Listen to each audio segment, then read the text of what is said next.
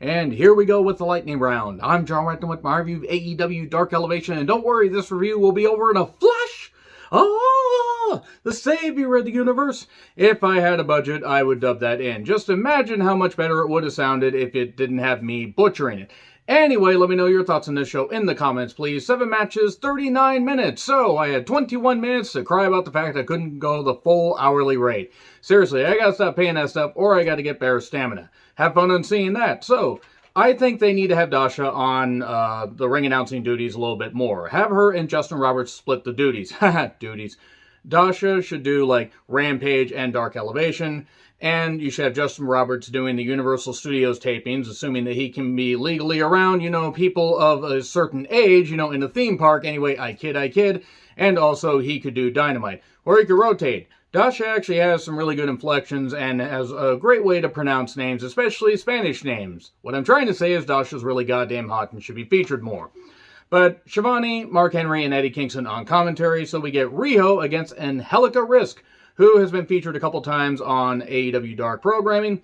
And Angelica certainly has some good personality, some good, heel work and everything, and likes to shake her ass. Watch yourself! But also, she does actually have a little bit of good fire.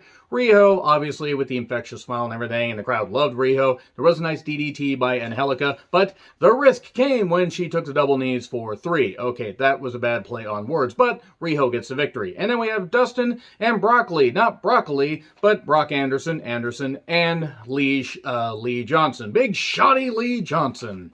Thankfully, Brock did not pull what his dad did and fell off the stage. That was really shameful and actually just downright sad, really, to see Arn do that. Arn has just got to maybe stay backstage and just not do that. It was really, really sad to see one of the greats as far as in the ring and on promos doing that.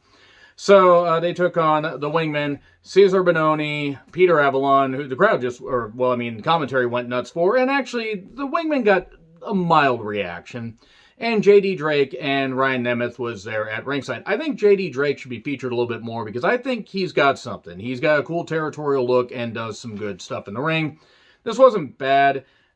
Brock should not be in front of a crowd this big, though. Have him in front of the Universal Studios crowds and just get him some more experience. But it was what it was. Eventually, after we get a melee at the end, final reckoning from Dustin 1, 2, 3. And then we get the Pillman Jr. with Julia Hart, taking on Serpentico with Luther. Okay, I don't know why Luther screams so much. Serpentico's not bad. He did hit a nice swanton for a close 2 count. But eventually, error Pillman 1, 2, 3. This is after Luther failed to do interference properly, but error Pillman 1, 2, 3.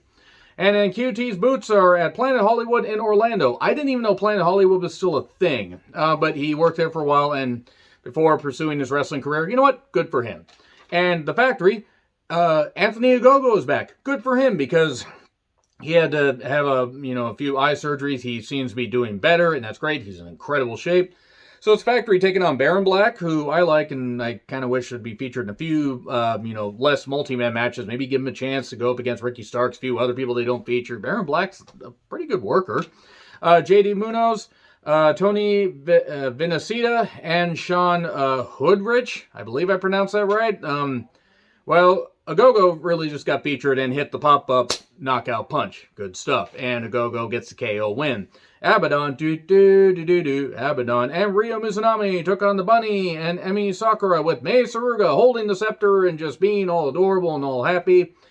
Abaddon tangling with the Bunny was fine. Abaddon coming out to Ryo's music was a little bit weird, but you know what? At least Abaddon's got new gear, and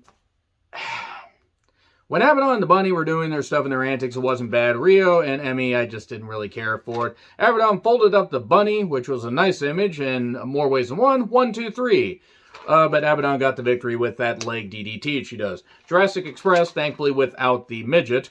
So Jungle Boy and Luchasaurus taking on Brandon and Brent Tate. This did not last very long, and double choke slam plus the pop-up bomb, 1, 2, 3. And then the Acclaim beat Shawn Dean and Carly Bravo in about, a minute and a half. That's really about it. Dean and Bravo got in a few shots, and then the mic drop, 1, 2, 3. That's really it. So let's see how long Dark is tomorrow. Hopefully not as long as it was last week. Let me know your thoughts in the comments. Like, share, subscribe, Twitter handle in the description. I'm John Retlin. I'll see you soon.